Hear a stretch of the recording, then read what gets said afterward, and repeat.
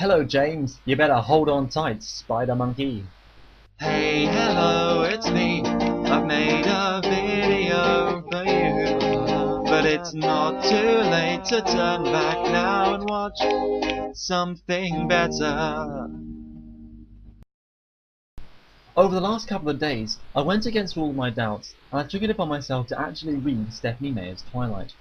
After the boom in popularity, this novel became the subject of intense debate, with fangirls and fanboys alike championing the work as a masterpiece, while others criticised the novel for its myriad faults. I have not seen any of the films, and having read only snippets of the text before, I can't say I ever felt enthused to join the championing many, to give in to Edward Cullen's bronze-haired charms and profess my undying love for him. Pun very much intended. Still, it was about time I gave Meyer a fair reading, and therefore I gave Twilight one chance to win me over. I went in unable to put aside the criticism I'd already garnered for the work, knowing all too well that this is not going to be the prized tome of our generation, a glorious manuscript of unadulterated literary perfection. I went in with expectations low, and let's just say, Twilight met those expectations adequately. The thing is, I knew it was going to be bad.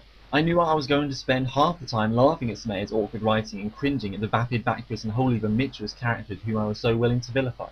What I was not expecting, however, was that somewhere, amidst all this diarrhea, a small glimmer of some gem passed from Smeyer's bowels was actually concealed. That is not to say that I thought the novel was any good. Good grief, no.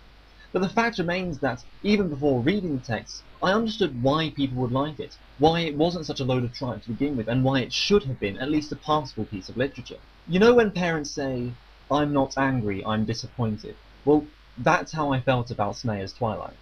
From the beginning, I've always felt that a supernatural romance story is a very interesting idea. The tension, the danger, the confusion, the concern.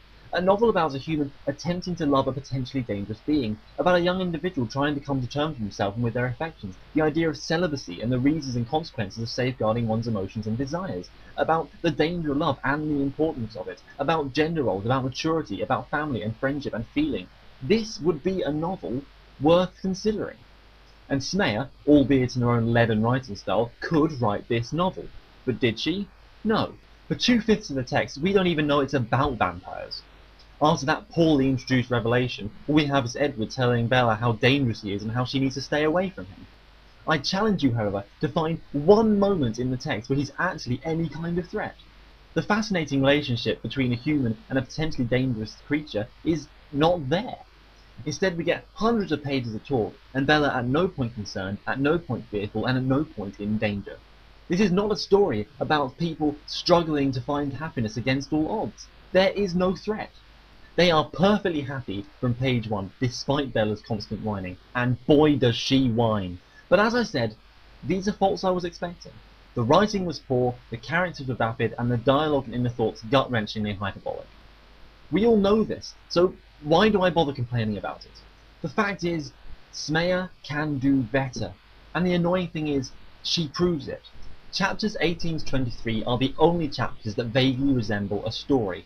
Finally, after over half a book of complaint and obsession, something actually happens. The characters have something to do, they disagree with each other, there's tension, drama, action, emotion. I was actually getting excited. Suddenly, the danger of the relationship, the concern and the doubt finally rears its ugly head.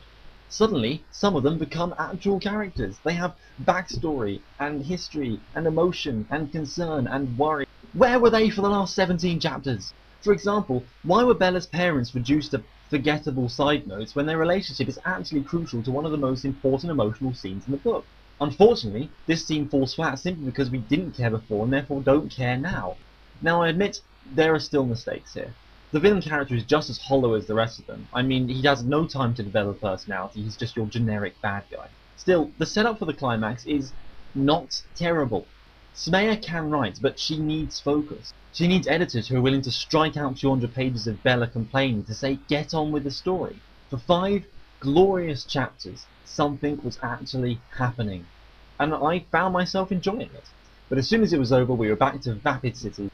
Despite that one glimpse of potential, we're left with characters who haven't changed since their first appearance. They're just as vacuous, they're just as miserable, and they're just as unappealing.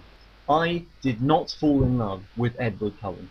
I expected a good laugh, and I got that for the most part, but in the end I just felt depressed. Here is a steaming turd, but at its core is the smallest scintilla of gold, a story actually worth telling, with the potential to explore important issues and concerns. What happened to that story, Meyer? What happened to that? Unfortunately, there's simply too much diarrhea to make it worth getting my hands dirty to try and salvage it.